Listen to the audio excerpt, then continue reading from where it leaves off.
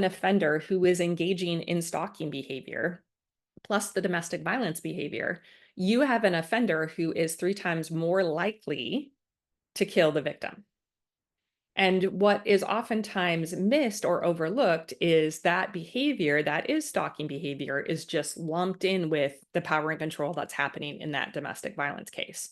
So, keeping in mind that if you have the stalking behavior, you have an individual who is in increased risk, both for the victim, but for the community at large, as well as those of you who are first responders.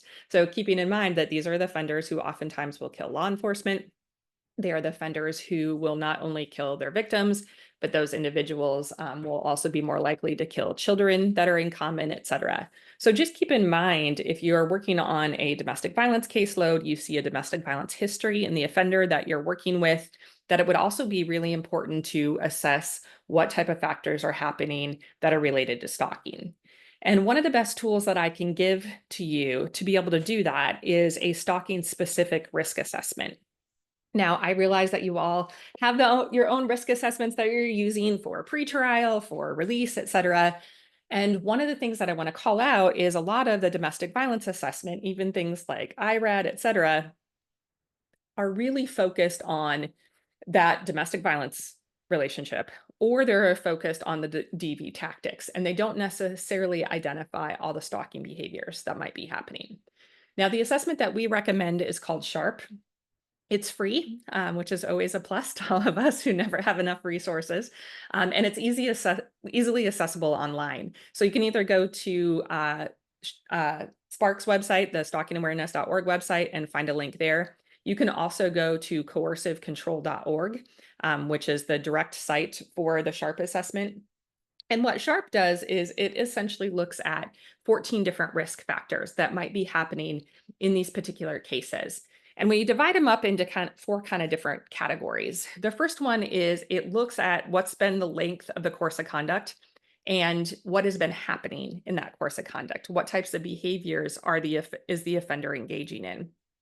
And keep in mind that a lot of times people say, well, the longer the length of conduct, the potential increase in harm or lethality that might happen. And while that's true, also keep in mind those offenders that escalate super quick, that may have gone from like 0 to 30 in the course of 3 weeks, those are just as potentially lethal. It also looks at, has there been any potential trigger in this situation? Keeping in mind, if all of you are already involved, there's a potential trigger because somebody's on probation, they're looking at a revocation, and they might be facing jail or some other consequence. So there is always a potential trigger that is present in the cases that you guys are working on. It also looks at the nature and context of the threats that the offender is engaging in. What type of threats are they making and how capable are they with following through with those threats? So had they made a threat and then did exactly what they threatened before? How persistent are they? So have they been continuing to access the victim despite being told not to? So if there's a civil protection order in place, if there was a criminal no contact order in place during their case and they violated that criminal order, if the victims told them to stop and they're continuing. What's their motive? Are they trying to get back together with this person? Is it a stranger or acquaintance case? Keeping in mind that although we've kind of focused already on the domestic violence cases, 50% of stalking cases are acquaintance related, meaning the person that is offending is somebody that the victim works with, goes to school with, might know by face, but not necessarily their name. And the nice thing about the SHARP assessment is that it is applicable regardless of the relationship between the victim and the offender. So it's applicable for acquaintance cases as well. It will also look to see if the offender is engaging in proxy stalking, meaning they're using a third party to gain access. The court system can be such a third party. If you have somebody who is constantly asking for a continuance, who is going back and asking for frivolous motions, who's trying to contest custody, and then they want to change the visitation schedule, and then they want to, those constant court cases leads to access to the victim.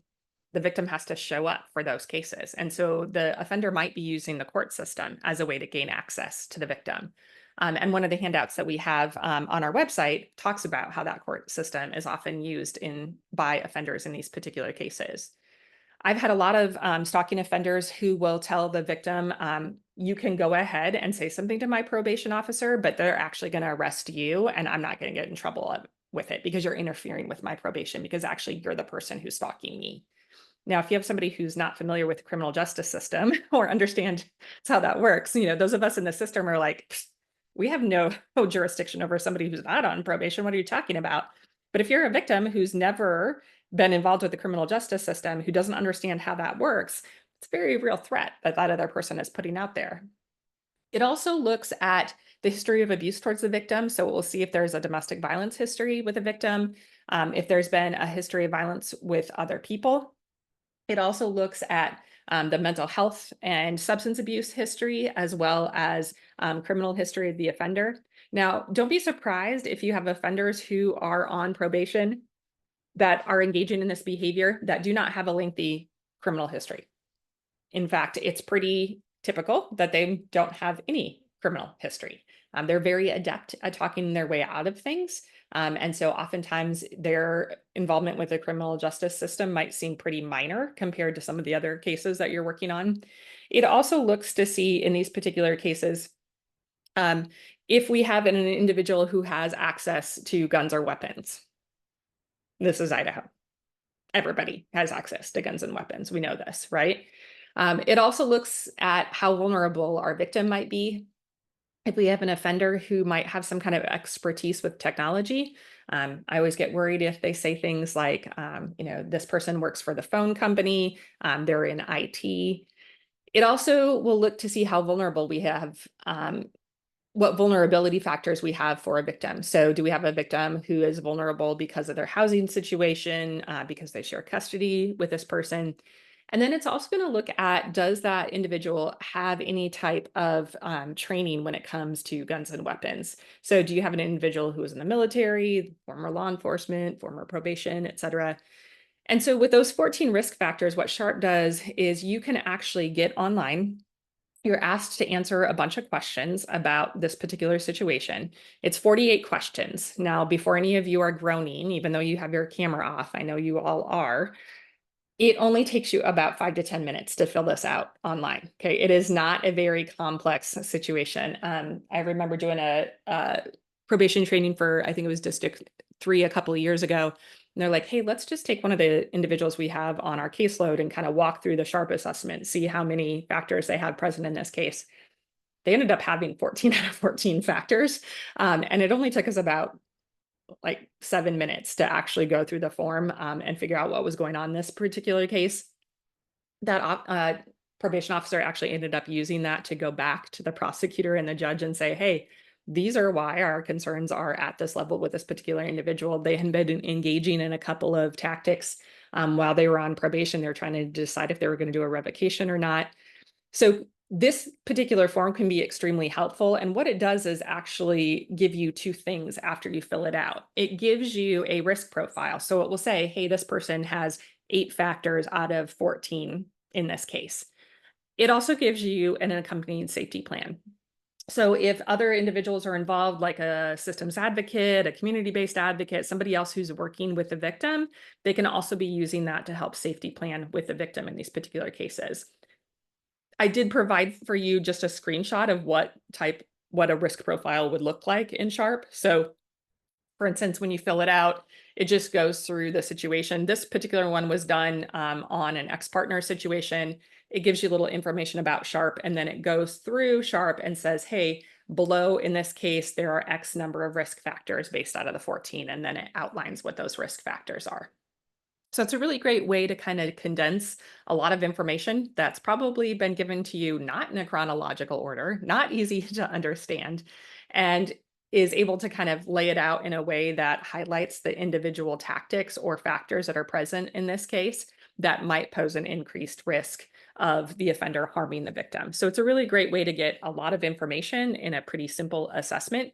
So highly encourage you all to check it out. You can take a case that you've worked on before and just go through the assessment as a hypothetical. One of the questions it asks you when you go to the SHARP website is, hey, are you just testing a case? That's just for background purposes. So they're gathering data and they know that, yep, we're just testing a case, and it'll give you a really great idea of what's been happening. Any questions on Sharp before I move on? You can type them in the chat. None of you are going to ask questions because you're all trying to work this into your lunch break, but feel free to use the chat if you do have questions. I'm happy to answer them. The thing that I want to call out, particular to our lovely state of Idaho, is the risk of firearms being present in these cases. We know theoretically folks on probation are not supposed to have access to firearms. We know that that doesn't always happen. And one of the things that we need to be thinking about, especially in intimate partner stalking cases, is that if the stalker was a gun owner, even if they've never threatened the victim with that gun, those individuals, simply because the offender has owned a gun or has access to a gun, are 6 times more likely to be threatened with harm, be threatened that they were being shot, have a higher level of fear because of those threats, et cetera. So keep in mind that the presence of that firearm, regardless of whether it's present right now or in the past, causes an increased risk of fear in individuals who have experienced that particular factor in that relationship. One of the things that I can offer to you as a tool is we work with lots of rural jurisdictions. This one happens to come out of a jurisdiction in North Carolina that when they were working on these particular cases and you had a victim who would come in and say, hey, the offender has access to a firearm, the victim was oftentimes not familiar with firearms and couldn't articulate what type of firearm they had access to. And so when we would have law enforcement who are going out trying to seize weapons, to, if they were serving a protection order, if they were trying to bring somebody in for probation revocation, et cetera, they were being told that there were firearms that were present in the house, but didn't have any idea what type of firearms. So one of the sheriff's departments that we worked with actually came up with this identification tool that we have in a PDF copy. They just give it to victims and have them circle and indicate how many of each of these weapons are present in the house, for their own safety knowledge, if they're serving a protection order or going out to the offender, but also for the safety of the victims in these particular cases. So I'm happy to make that available to all of you. Many of you probably have a sheet that's similar to that, but more than happy to share it if you want access to that. Just send me an email and you'll get access to my email at the end of the presentation today.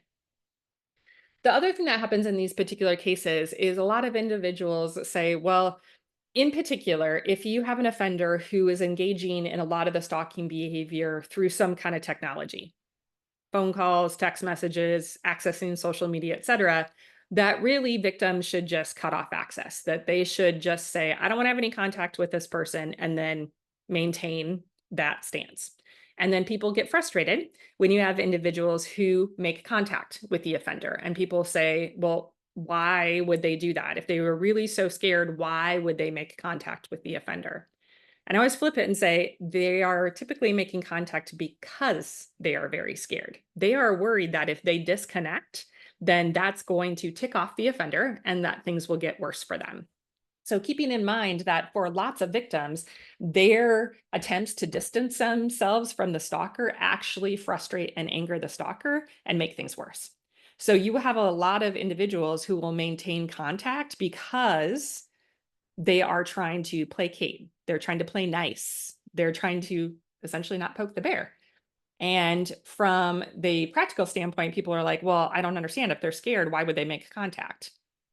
Because they're scared.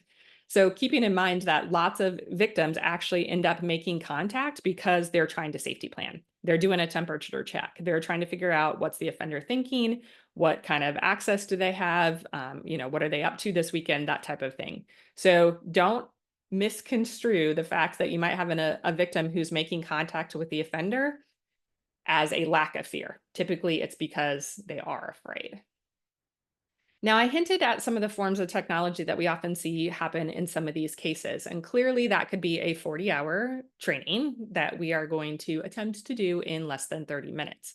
But I want to highlight a couple of the things that we see prevalent in these particular cases and the way that I kind of think about them as far as accountability and safety goes in these cases. The top line that you see on here, I kind of think of as in the hands of those folks who are in the advocacy realm, either people who are advocates by name or individuals who are advocating on behalf of the safety of victims. That means if you have an offender who owns a device, if they've shared devices before, if they bought a phone for the victim or the victim's children, or if they are gaining access because they're guessing passwords or usernames, or the victim logged into their Gmail before on the offender's phone. In those cases, typically target hardening the victim, changing passwords, reneging access, et cetera, can solve it. That we don't need to involve law enforcement in those type of cases.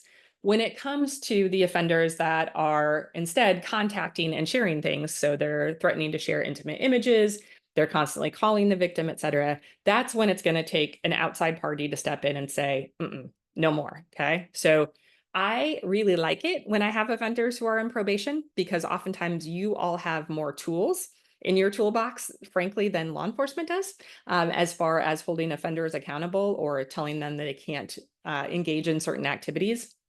And so keeping in mind that in a lot of these cases, as we are looking at how the offender is gaining access, one of the things that I like to be thinking about is what type of devices is the offender possibly using to gain access to the victim. And a lot of times people will say, well, it's a telephone and it's a laptop, computer, etc. But keeping in mind that if you have an offender who is also giving gifts of like smartwatches, if they have access to the old Ring camera in the house, if they have access to headphones that they're letting somebody borrow, because they can use the Find My to track those headphones, or if there's devices that a victim left behind in a shared house, or they logged into their Gmail or logged onto some kind of account and never logged back out of it, that the offender might still have access to. And when it comes to those forms of technology, essentially we have a couple of different ways that the offenders are gaining that access. Number one, it might be just through logging into the victim's account. So all of us have a tendency to use the same login and passwords for things. So they may simply guess the victim's login and passwords.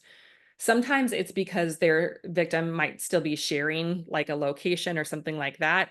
We see things like Venmo or DoorDash used in these particular cases, or it could be because they shared some type of app like that.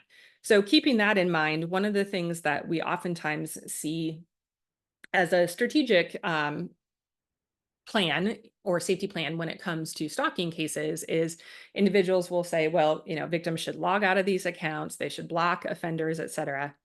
Going back to the slide that we just talked about, sometimes we want to think about the repercussions of that, because oftentimes it will anger that individual even more. So the other thing that we want to be thinking about is sometimes it's really simple methods that the offender is using that people think are too hard to try to, uncover or prove. For example, most people are surprised to learn that one of the ways that offenders still contact victims, and I feel like this came upon our radar about 15 years ago, still here, is when we have offenders who are dialing *67 before they're calling a victim. So they're just blocking the number on their phone. There are apps out there that can unblock a blocked number. That's important to consider if you are using your personal cell phone to call anybody in your role as a probation officer. It's also important to consider if you have an offender who is using *67 to call a victim. They believe that there's no way for a victim to be able to access information about who is exactly calling. There actually is ways that you can access that information. There's a bunch of apps out there that essentially unblock the block on these particular calls. Um, you can do your own research, figure out which ones work for you best. I wanted to highlight one of them in this particular call. Trap Call is a app that victims can put on their phone. For about $30 a month, it will unblock anybody who dials the *67 number. So I'll show you briefly a commercial from those folks that talks about how that app is used. Here's how to unmask calls with Trap Call. When you receive calls from no caller ID, unknown, or restricted numbers, simply decline the call. On an iPhone, you do this by pressing your power button twice. On Android, you usually do this by swiping to decline. Trap Call then works its patented magic. Moments later, presto, your phone will ring with the unmasked caller ID. It's that easy. Decline the call and Trap Call tells you who's really calling. Now, the positives of this particular app is that instead of having to grab a screenshot when the number of the offender actually pops up, etc., the individual who subscribes to this service is actually given access to a user interface, which means they can just create their own account. And when they log on to their account, they have access to information like this. So what you see on your screen is somebody actually logging into a Trap Call user interface. So you can see all the calls that came into this particular number. Any place you see the green arrow and the check mark is where Trap Call has unblocked the block. So that means that person had been dialing *67 when they called. And what it does will actually record the call. So since Idaho is a one-party state, that's legal to do. So it will record every phone call that comes into that phone, regardless of whether that person left a voicemail. So if the victim answers and they engage in a conversation, it's recording that phone call.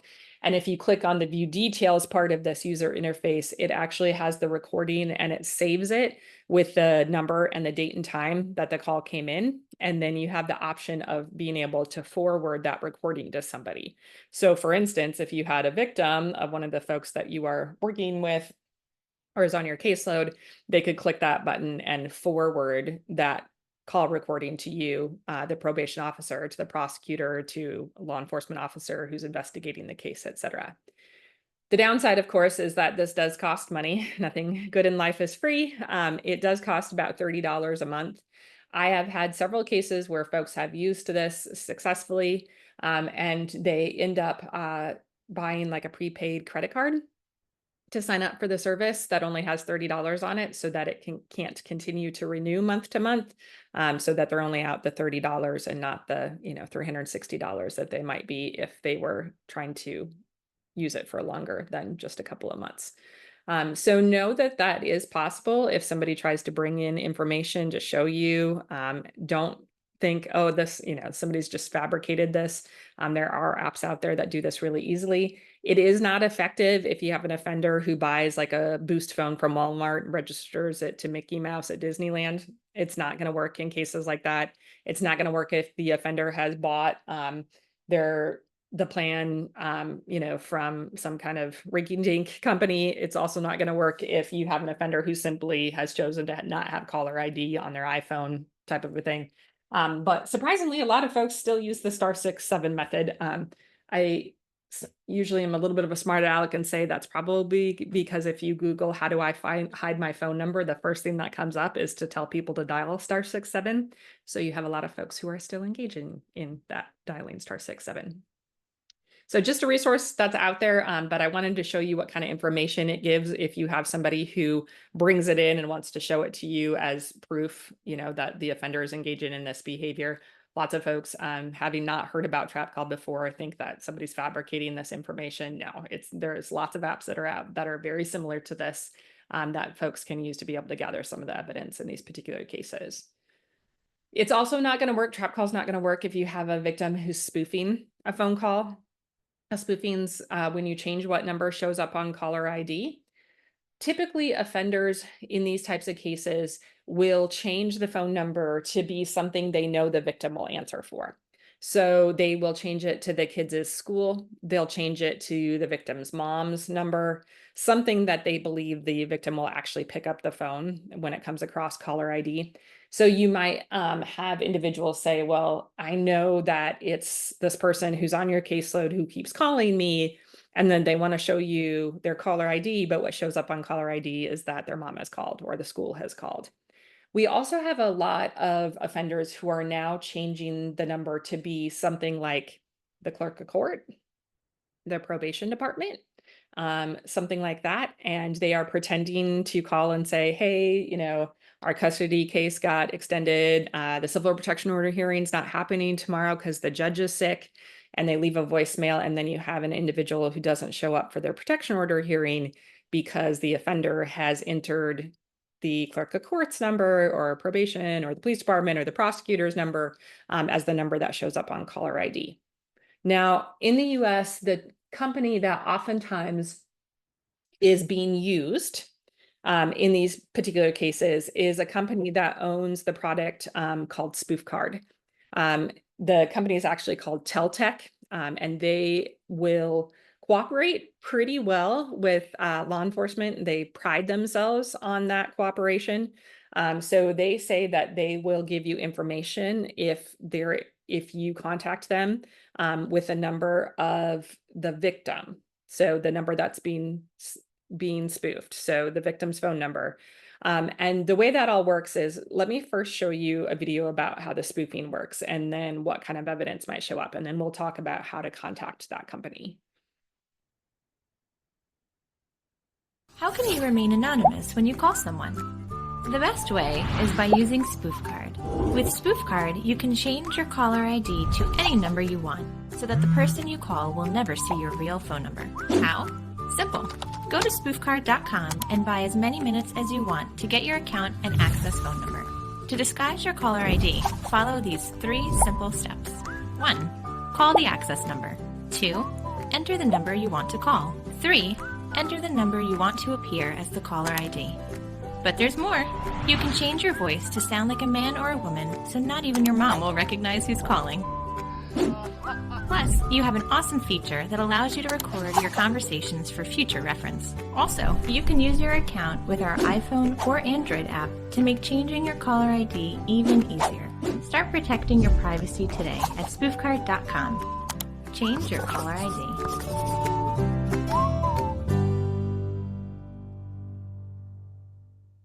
So one of the ways that I want to play this out is to just talk about what kind of evidence might be shown to you or brought in to you by somebody who's alleging a violation.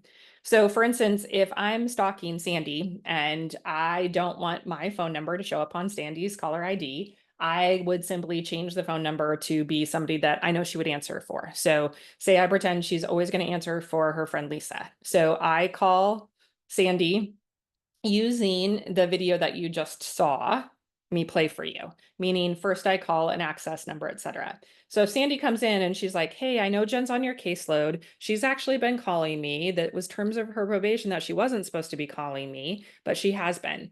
And you look at Sandy's caller ID, the person that called her at that particular moment in time was actually her friend Lisa.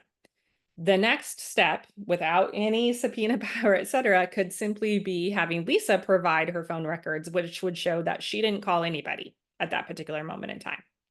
Now, absence of evidence can be evidence, okay? If you have the ability to go after my phone records as the offender, the person that I called at that particular moment in time would be the spoof access number. Hey, I didn't call Sandy, I didn't call Lisa, I called the spoof access number. And how do you know it's a spoof access number? You call it. They say, welcome to Spoof Card. Please enter the number you wish to call. Please enter the number you wish to show on caller ID. You record that because that's really nice to play at a probation revocation hearing, okay? If I am stepping it up a level and I'm using some kind of app instead, same thing. Sandy would show you her phone records. It shows Lisa called. Lisa's phone records show you nobody called. You get access to my phone records as the offender. And it doesn't show that I called anybody because I used an app to call. But you might be able to get information from the company that I used, okay? You might be able to get information from my Play Store, whether that's Google Play Store or the iTunes Store through Apple, et cetera. Or you might be able to get financial information. So I've paid money through my Visa card to be able to have access to that app. So we might be able to get information that way as well. Keeping in mind that in a lot of these cases, as I mentioned, that company called Teltec is the one that actually owns the platform that's being used.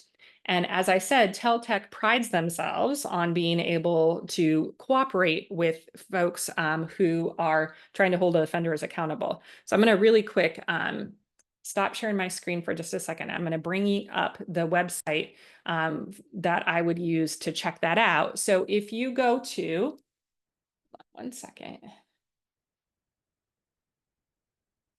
If you go to their website, so if you just go to spoofcard.com/legal, if you go there,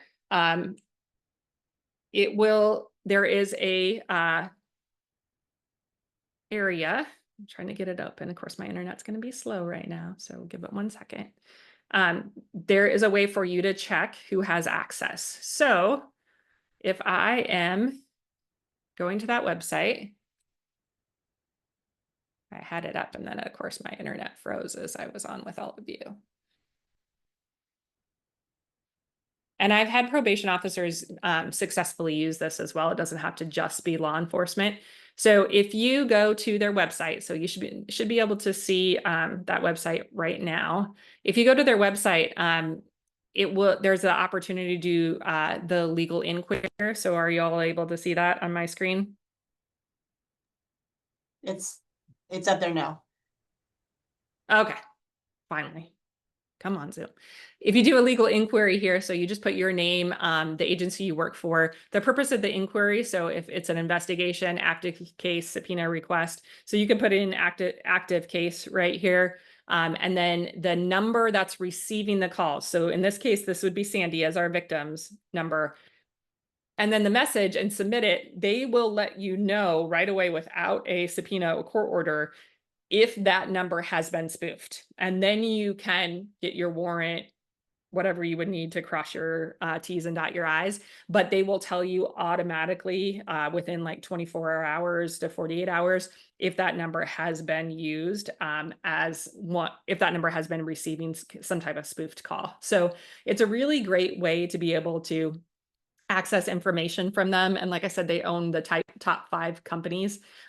We've had success with getting information from them much quicker. And that way you're not waiting, for somebody to be able to take your court order, get your subpoena request, et cetera, if you end up finding out that that's not the company that the offender is using to begin with. So it will turn your information pretty quickly. So something I highly recommend. And again, you just go to spoofcard.com/legal for that. The other thing that we want to be talking about is, surprisingly, and I'm always a little confused by this, why we have offenders who are still continuing to use things like air tags or other devices to track their victims, because there's been a lot of progress made by the companies who own these products like Apple, et cetera, in sending out alerts to anybody who is being monitored by, say, for instance, an air tag, that there is an air tag that has been following them. But keep in mind that to get these alerts, you have to have your Bluetooth turned on. So a lot of offenders, if they have access to a victim's phone, will just turn the Bluetooth off on their phone so that the victim can't get a notification that it's following them. So we still see lots of air tags that are being used in these particular cases. If that's happening, there's actually a way for you to get information off of an air tag very easily without a court order to tell you who is the person who placed the air tag there. So if Sandy comes in and says, hey, I found this air tag in my car, and I think Jen is actually the person who left it there, there is actually information or an easy way to figure out who paired that air tag and the phone number that's associated with that air tag. So if you are somebody who owns an air tag, you know that if somebody gets a notice that an air tag is following them, they'd have to have their Bluetooth on. They'll get a notice like this. So it's a notice that pops up that says, hey, there's an unknown air tag that has been following you. Now, for a while, those of you who had Android devices didn't get that notice because it was an Apple product. But now there's been updates to the industry because individuals have sued. So now if you're an Android user, you have the option of getting notifications as well. So for Android users, if they go into their system, they would get a notice that says, hey, there's a tracker that has been traveling with you. Again, they'd have to have their Bluetooth on. If they get a notice like this, say, for instance, those folks who are Apple users, and they get a notice like that, there's a way to get information off of the AirTag. Now, what I did in this particular scenario is I gave one of my air tags to one of the young people in my life, and we were out camping down. For those of you who are familiar with Idaho, it's nice to teach here for once. We were actually down at Bruneau Dunes camping. So I give an air tag to one of the individuals who's camping with us. It's a husband and wife couple. They're 25. Each of them has an iPhone. Each of them has the same iOS. I think it was like iOS 16 or something like that at that point. And what I asked them to do is have the AirTag track them back home to Boise and see how long it followed them before it gave them a notification that there was an AirTag following them. So they drive home that night. You can see it was like 10 o'clock at night. And after 51 minutes, Chelsea gets a notification that the AirTag has been following her, but it's been following her for 51 minutes before it sends her a notification. Now, Evan, same car, same Bluetooth, same phone system, never gets a notification. I don't have any explanation why. They're each on their parents' phone plans. Gotta love Gen Z. But other than that, everything else is the same, but he never gets a notification. So when Chelsea gets this notification, I said, hey, grab a screenshot of what it shows you so that I can use this when I do trainings. So you can see that it sends her the notification. She has the option to play a sound to try to find the AirTag if I had placed it in her car or in her purse or something like that. She also has the option to pause the notifications, meaning if I'd given her my keys, she knew she had my keys. She doesn't want to continue to get a notice that she has my keys. She can just say, I don't want to get this anymore. If she has this screen right here, which she would get that notification theoretically, it also has this button where it says, or the tag right here where that says, that's in blue, that says learn about this AirTag, and then instructions to disable the AirTag. Now, if you click on the instructions to disable the AirTag, it's a really super helpful instruction that says find the AirTag and take the battery out. So that's helpful. But this button right here that says learn about the AirTag is very helpful, as is the find the AirTag. So if it's hidden on the vehicle or something like that, if you click on this, what it will do is bring up the screen just like those individuals who have AirTags get. It brings up the screen to show you where the AirTag is. So it will show you approximately how many feet away it is and which direction it is. Once you get within 3 feet of the AirTag, this screen turns green and starts to vibrate. And you can also make the AirTag make a sound. So say, for instance, you have the victim of somebody who you have on your caseload. They've done this. They've tried to find the AirTag. They call you, whatever, say, hey, I think this AirTag is at my house, whatever. Once the AirTag is found, you can actually get information off the AirTag about who owns it. So the victim, and all of you who have iPhones, if you go to the Find My network, where you look to make your phone make a bing, or somebody in your house or your watch or something like that. If you go to the Find My, along the bottom where it says people, devices, items, and me, if you click on the items button, it will bring up this particular screen. Now, if you have an AirTag or AirPods, you're going to see a screen very similar to what you see in front of you right now.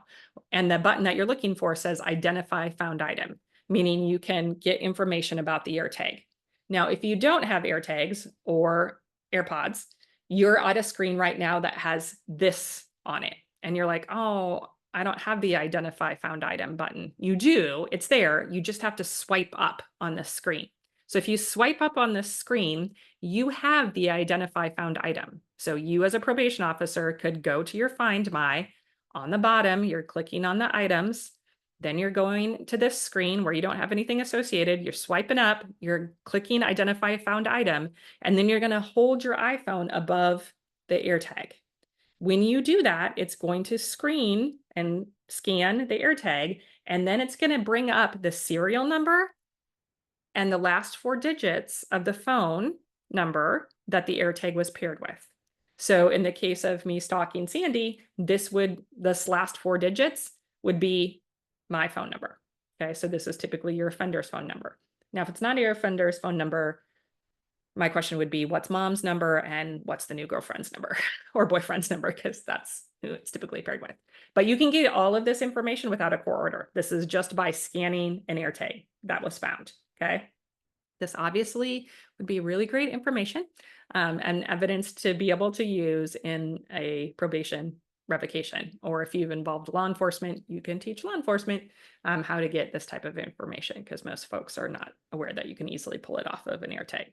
Again, if you click on the how do you disable the air tag, it doesn't stop the air tag from continuing to be used until you find it and take out the battery. The serial number on an air tag is also underneath the battery if you get the physical device. Now, where we run into issues is a lot of victims will say, for instance, call a probation officer, say, hey, I just found an air tag on my car. I know that the person who's on your caseload put this on here. I want to give this to you as evidence. Well, if they drive to the probation department or they drive to the police department with the air tag, the offender who's monitoring that air tag just saw them drive to the probation department or drive to the police station. That is not what we want them to do. Okay. We want them to stay put, have somebody come out to them.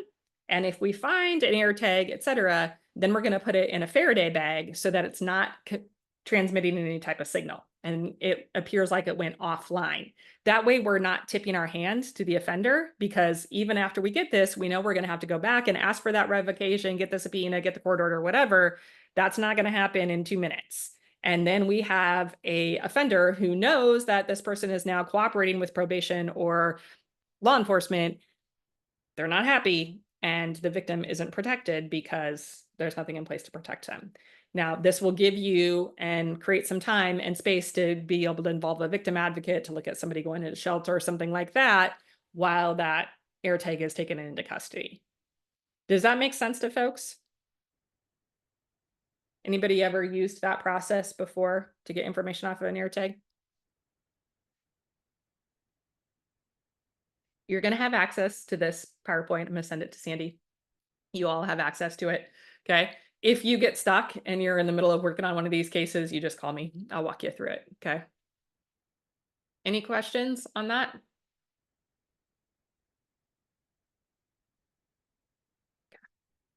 I jokingly said that we could talk about technology for like 40 hours and still not cover everything.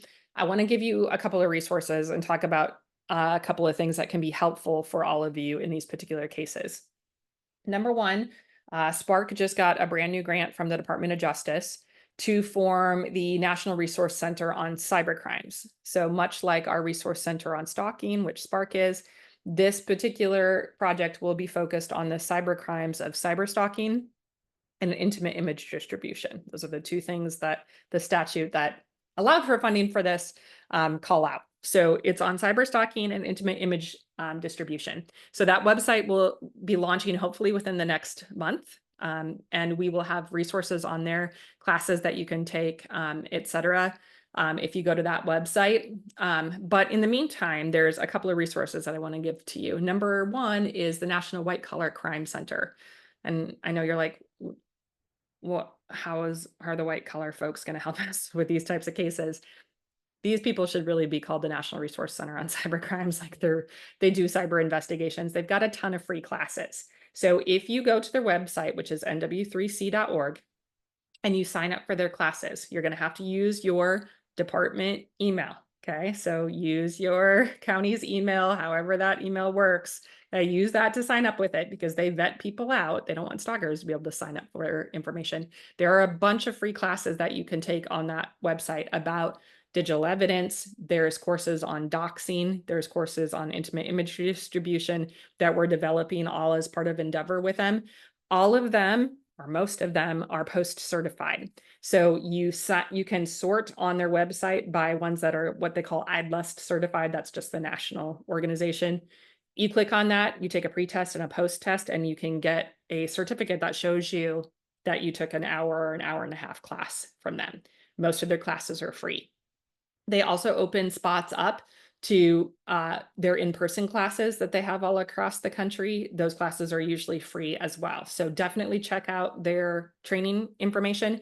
We have 2 webinars coming up with them. One, and these are all former law enforcement that teach this these classes. So there's one course coming up on intimate image distribution. There's a recorded class on doxing, and there's a self-paced class on doxing that are on there as well. And there'll be some other self-paced classes on intimate image distribution that are coming up as well. So definitely check them out as a resource. If you've never used search.org for any of your investigations on these particular cases, they can be incredibly helpful. They have a lot of technical assistance resources, as does NWC3, that can help you with these investigations as well. So certainly check them out. I also wanted to give you access to my contact information. Email is the best way to get a hold of me because typically I'm in a training or on an airplane, but you can send me an email or give me a call, and I'm happy to try to walk you through some of these instances, especially if it involves the technology and you want access to some of that information. Just give me a call and I'm happy to help. Any questions? That was a really fast hour. I felt like I speed talked too. Any questions from all of you? And I know y'all are like, no, it's my lunch break. I don't want to ask any questions.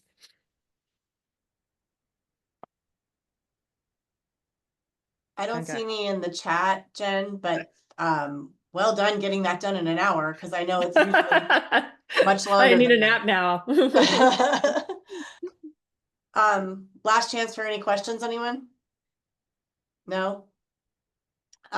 Well, I will say thank you again to Jen for doing this for us. I do wonder if with that the new piece of your scope in Spark, Yes. if we might get you at some point back to talk about one of those topics. You knew that was coming. Yes, absolutely. As soon as we get, honestly, what we're waiting for right now is everything has to have OVW approval. And of course, they're not working right now. Things So are happening. once So things are up and going, hopefully that web I can publicize the website, etc. So look for email blasts from us. Sandy, I'll definitely send you a message when that new website launches so that you can distribute it to everyone. There'll be a little bit of a vetting process that you have to go through to gain access to some of the investigative pieces that you would all need access to, just again, because we don't want to give the offenders on your caseload access to those. But we're happy to share all that, and all of that will be on there will be free, and there's a way to access technical assistance as well. So I'll send that to you all as soon as that launches, hopefully within the next couple of weeks. that would be lovely. Good. Well, Yes. thank you. You're welcome. Really quickly too, for the rest of you, just a reminder to send me your post rasters. Also, let me know if you want a copy of these slides, or if you want these slides, I'll send them back to you. I did promise that we would record this, and then I forgot to hit record until later. So I missed the very first few minutes, but we got the rest of it, and it'll be posted on the IAC website. Most of this for later, but you can't get post credits for recordings anyway on there. So at least you'll get most of the information if you want to refer someone to watch this again. And then please, please, please send me your ideas or your requests for other topics that we could do one of these trainings on. The whole idea is to get you as many of these for free as we can, so that misdemeanor POs are having access to as much training as we can gather up. So please reach out anytime you have a thought about something like that. I don't think that I have anything else. One more chance for questions. No, I don't see anything in the chat. So with that, I will say thank you again to Jen, and thank you all for attending, and we'll see you next time. Stay safe, everyone. Thank you.